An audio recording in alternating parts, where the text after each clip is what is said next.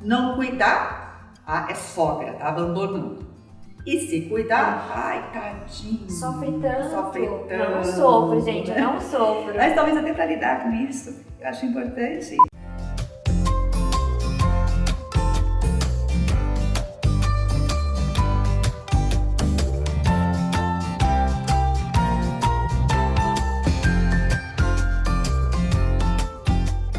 Vocês já ouviram? Certamente sim, né? Porque a maioria de nós já teve a possibilidade de fazer algum tipo de viagem aérea. Quando a gente entra no avião, comissário de bordo ou comissária de bordo, na hora que está ali dando as instruções iniciais para o início do voo, diz assim: coloque a máscara primeiro em você, depois na pessoa que está ao seu lado. Não é assim? Eu penso que essa analogia é perfeita. Se a gente não cuidar da gente, a gente não consegue cuidar do outro. Sandra, uma coisa assim que eu sempre falo quando alguém me pergunta em relação à minha sogra, eu cito o meu esposo, né? Quando a gente ainda namorava, eu fui ver, um dia eu tava lá com ele, cuidadora não foi, e ele falou dar banho na minha mãe. Aquilo me mexeu de uma maneira que quando eu falo, me emociona. Porque ele é um homem, na época ele tinha 29 anos, nesse dia, e isso já era uma rotina dele há um tempo, há bastantinho tempo até. E ver ele dar o banho na minha sogra, foi o que eu olhei ali assim, tem dois seres humanos.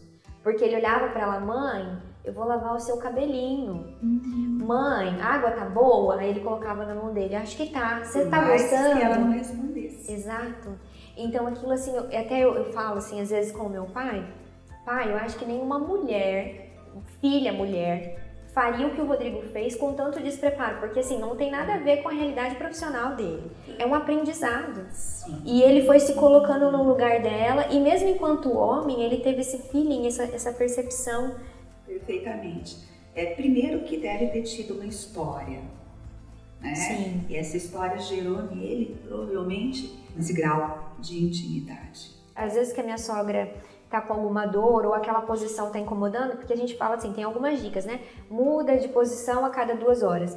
Para alguns funciona a cada 2 horas. Para minha sogra, às vezes eu coloquei meia hora, ela tá incomodada. Então ela começa a ter alguns, como ela não fala, então ela tem alguns gemidinhos, assim, bem baixinhos, que daí tem que estar perto, tem que estar observando. Ela levanta a perninha, tipo assim, como se ela estivesse tentando fazer alguma força para mudar. Então eu acho que tudo isso a gente vai aprendendo como se fosse uma relação mesmo. É como se fosse um namoro. Sim, que a gente vai se relação. conhecendo. Sim. Né? Depois a gente vai noivar, daí depois a gente vai casar. E quando a gente casa, ou quando a gente ganha o diploma de graduação, quando a gente já conviveu o suficiente para entender aquela pessoa, aquela rotina. E mesmo assim vai aprender a cada dia. Exato, porque vai evoluindo a doença, o tempo muda, você muda, a pessoa muda. É uma mudança de 360 graus, né? Porque você tem por exemplo, eu morava sozinha, daí fui morar com meu marido, Rodrigo, amor, eu te amo, um beijo. E depois entrou a minha sogra, na verdade eu fui morar com a minha sogra, para mim isso é muito claro, ela não mora comigo, eu moro com ela. Então tem uma sala que é o cantinho dela, porque se ela tiver um momento de lucidez, ela vai reconhecer o quadro, o tapete, a rack, a TV, então o sofá, então eu quero que ela busque isso, uma referência para ela, porque eu não sei o que passa na cabeça dela. Mas uma coisa muito diferente para mim foi a inserção dos cuidadores, né? Porque quando a gente trabalha durante a semana, então a gente tem um cuidador que fica com ela e pra gente ter uma boa noite de sono para poder produzir no trabalho no outro dia. E eu tive que aprender a lidar com isso. Então, às vezes a gente se organiza de um jeito, o cuidador de outro, o marido de outro, daí vem, né, uma visita de outro. Então, a gente tem que saber ter o equilíbrio, assim, né? E nessas rotinas, como a gente busca o equilíbrio, assim? Eu acho que você já falou até com conhecimento de causa, né, de tudo isso que você vive. Uma pessoa estranha sempre é uma pessoa estranha na nossa casa. Mas, de novo, eu volto, a mesma coisa de ter uma babá. Tudo vai no motivo que a gente tem. Então, como eu digo, cada um de nós sabe o quanto pode pagar por alguma coisa. O preço não é alto se aquilo pra gente é importante. Colocar limites na relação às fronteiras é muito importante e, ao mesmo tempo, acolher aquela pessoa. Então, os limites da relação. Tem regras. Sim. Essas regras têm que ser estabelecidas. E também não pode pegar o cuidador que tá lá pra fazer isso que eu sempre me incomodo. E começar a colocar um cuidador pra fazer outras atividades que não são do cuidador. Ela tá lá para desenvolver as atividades do cuidador. E muitas pessoas se confundem com isso, assim, né? E a gente passa até a gostar do cuidador a partir do momento que a gente vê Ele que esse vira parte da cuidador está família. fazendo bem para a pessoa que a gente ama. Sim. Com o desenvolver da doença, a gente foi diminuindo os lugares que a gente frequenta. Então a gente tem toda uma adaptação que mais pra frente eu vou dar dicas pra vocês de como levar o idoso pra passear e ficar confortável. E eu percebo que algumas pessoas julgam muito isso, assim, né? Tipo, ai, tadinha, ela tinha que ficar em casa. E aí é o que eu brinco, assim, a minha sogra, ela é acamada, ela não é restrita ao leito. Enquanto eu puder levar lá pra passear, tomar um banho de sol, dar uma volta no quarteirão, ir no churrasco com a gente, respeitando o limite dela. Então a gente tenta inserir essa pessoa acometida por alguma doença para tentar tornar aquela rotina nossa, e mais do que nossa, dela, o mais normal possível. Eu acredito, como nós já falamos, aquela pessoa é uma pessoa, as pessoas têm que aprender a lidar com essa realidade, que cada vez mais as pessoas estão envelhecendo cada vez mais. Então, certamente, essa inclusão da pessoa com algum tipo de limitação ou de demência é necessário para que a comunidade absorva essa realidade. Epicleto já dizia: o que nos incomoda não são as coisas, mas como vemos as coisas.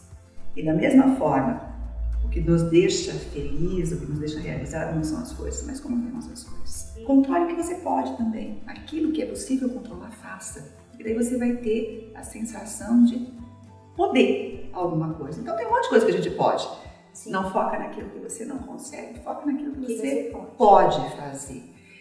E por mais que a gente ache que a gente é um semideus, que a gente é capaz de controlar tudo, a gente não consegue.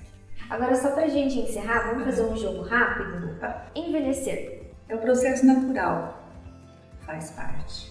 Vai acontecer com todo mundo. Família. Ai, família. Família é onde nossa história começa. Cuidado. Um ato de amor, de carinho, de ocupação, de preocupação. Saúde emocional. O passarinho não canta porque é feliz. Ele é feliz porque canta. Saúde emocional é a gente ter a disponibilidade de fazer o que nos deixa bem. Eu ia pedir uma frase, mas eu acho que você já falou a frase mais linda, né? Que eu adoro essa frase, inclusive, que você sempre fala. Mas eu queria te definir em uma frase que, pesquisando sobre a psicologia, meio que traduz o que você é, o que eu imagino que você seja para os pacientes, mas não só como enquanto psicoterapeuta, mas enquanto pessoa, caráter ético. Conheça todas as teorias, domine todas as técnicas, mas ao tocar uma alma humana, seja apenas outra alma humana. E você toca todas as almas que te cercam. Eu sou muito feliz em te ter, tanto no meu canal quanto na minha vida. Obrigada a você pela confiança, pelo carinho e colocando então aquilo que a gente sempre fala, que tem a ver com esse processo terapêutico. Que às vezes a gente não pode escolher a música que dança, mas pode escolher o jeito de dançar. Isso, acho que a gente não precisa mais nada, né? A gente já pode. Mas obrigada pela confiança, pela tua fala, pelo carinho. Eu espero corresponder, né, dona Rebeca? Sim, e há muita altura. Então, gente, eu acho que a gente tem uma frase maravilhosa. A gente não escolhe a música que dança, mas a gente pode escolher a maneira de dançar. E eu acho que a gente podia agora pedir pro pessoal se inscrever no meu canal, né? Olha aí, gente, a gente teve essa presença ilustre da Sandra. Eu já me inscrevi. Já saiu! Ativar o sininho para receber vídeos novos e deixar seu comentário sobre a experiência que você já teve ou que você tem na sua vida, uma dica de um tema que a gente pode trazer aqui. Se querem a Sandra de novo, a gente traz ela de novo. E é isso, gente. Muito obrigada. Até a próxima!